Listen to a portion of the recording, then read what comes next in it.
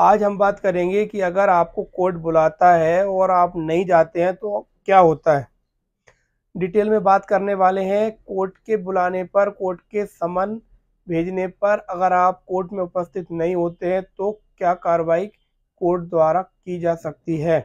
नमस्कार दोस्तों, मेरा नाम है डॉक्टर राजेश लोधी एडवोकेट और आप सभी का एक बार फिर से स्वागत है हमारे चैनल पर। अब दोस्तों यहाँ पर इस बात को इस प्रकार से समझ सकते हैं कि कोर्ट जो है दो मामलों में, दो प्रकार की कंडीशन में आपको समन करता है। पहला है सिविल मामलों में और दूसरा है क्रिमिनल मामलों में। अब दोनों ही मामलों में दोस्तों परिस्थितियां अलग अलग होती हैं और प्रोसेस भी अलग अलग होती है। तो सबसे पहले अगर हम बात करें सिविल मामलों की, तो अगर कोई व्यक्ति है जिसने कि आपके खिलाफ कोर्ट में कोई मुकदमा दायर किया है, कोई परिवाद दायर किया है, ऐसी स्थिति में कोर्ट जो है आपको समन करता है और आपको बुलाता है और आपसे ये पूछना चाहता है कि आपके खिलाफ फलाने व्यक्ति ने जो है कोई मुकदमा बात दायर किया है, तो आप अपना पक्ष रखिए। इस मामले पर आप क्या कहना चाहते हैं, आपका क्या पक्ष है। तो यहाँ पर दोस्तों आपको करना ये चाहिए कि अगर कोर्ट से कोई भी समन आता है, कोई भी नोटिस आता है, तो उस नोटिस को पहले आप देखें और उसमें दोस्तों ये बात लिखी होती है कि किस व्यक्ति ने आपके खिलाफ परिवाद दायर किया है कोर्ट में और उसमें क्या पेशी लगी है और कितने बजे जो है आपको उस दिनांक को कोर्ट में उपस्थित होना है।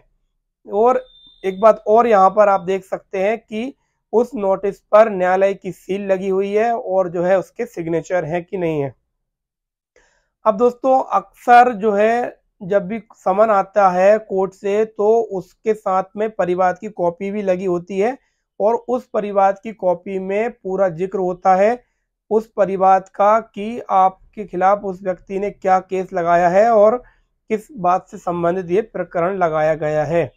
अगर इस नोटिस के साथ, उस समन के साथ में आपको परिवाद की कॉपी नहीं मिलती है तो आप उस नोटिस को, समन को लेने से मना कर सकते हैं और ये एक लीगल रीजन बन जाता है आपके समन को या नोटिस को नहीं लेने का।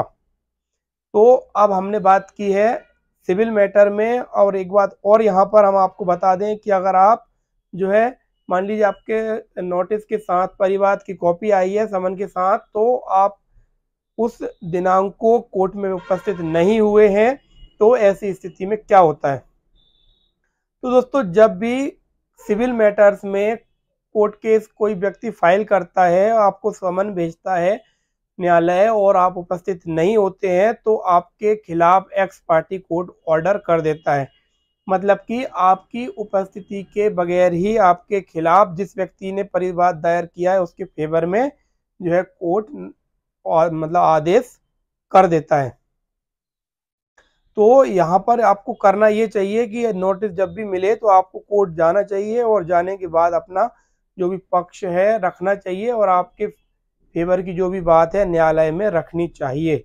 नहीं तो आपके खिलाफ एक्स पार्टी ऑर्डर हो जाता है और फिर आप जो है परेशान होंगे और आपको जो है अपील करना पड़ेगी ऊपर की कोर्ट में। तो आपका पैसा और समय दोनों बर्बाद होंगे।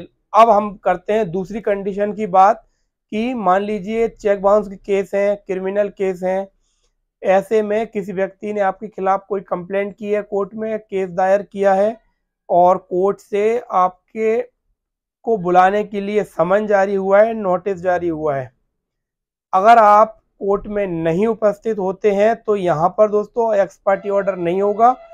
पहले आपको जो है नोटिस के थ्रू बुलाया जाएगा, आप नहीं पहुंचेंगे, अगली पेशी पे जमानती वारंट आपका निकलेगा। जमानती वारंट में पुलिस आपके घर आएगी और आपको जो है सूचित करेगी कि आप फलानी तारीख को जो है कोर्ट में उपस्थित हो जाएं। अगर आप तब भी नहीं होते हैं तो आपका गिरफ्तारी वारंट निकलेगा और पुलिस जो है आपको पकड़ के कोर्ट में पेश करेगी। यहाँ पर एक बात और समझने वाली है कि अगर आप गिरफ्तारी वारंट पर भी कोर्ट में उपस्थित नहीं होते हैं तो आपका स्थायी वारंट निकलता है जो कि एसपी के माध्यम से निकाला जाता है।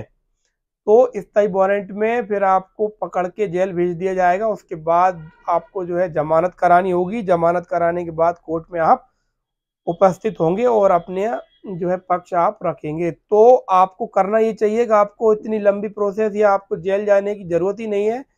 जमानती वारंट से पहले जब उपस्थिति का नोटिस निकलता है, समन निकलता है, तो आप कोर्ट में उपस्थित होइए और उपस्थित होने के बाद जो है आप अपना पक्ष रखिए, क्योंकि आप कोर्ट से जितना भागेंगे उतना ही आपका नुकसान है और आपका केस भी बिगड़ता है और न्यायालय को लगता है कि ये व्यक्ति जो है अपराधी है या आरोपी है, इसलिए ये जानबूझकर न्यायालय की बात को नहीं सुन रहा है और न्यायालय का जो है अवमानना कर रहा है। तो ऐसी स्थिति में आपको करना यही चाहिए कि आपको अपना एडवोकेट नियुक्त करना चाहिए, आपके अधिवक्ता को नियुक्त करना चाहिए और आप जो है अपना केस, अपना पक्ष आप लड़ें। न्यायालय में आप उपस्थित रहेंगे तो आपका काफ़ी ज़्यादा बचाव उससे हो जाएगा। तो हमारा टॉपिक यही था कि आपको कोर्ट अगर बुलाता है तो आप अगर नहीं जाते हैं तो आप पर क्या कार्रवाई हो सकती है। आशा करते हैं आपको जानकारी अच्छी लगी होगी। अगर वीडियो अच्छी लगी हो तो वीडियो को लाइक करें और चैनल को सब्सक्राइब कर लीजिए।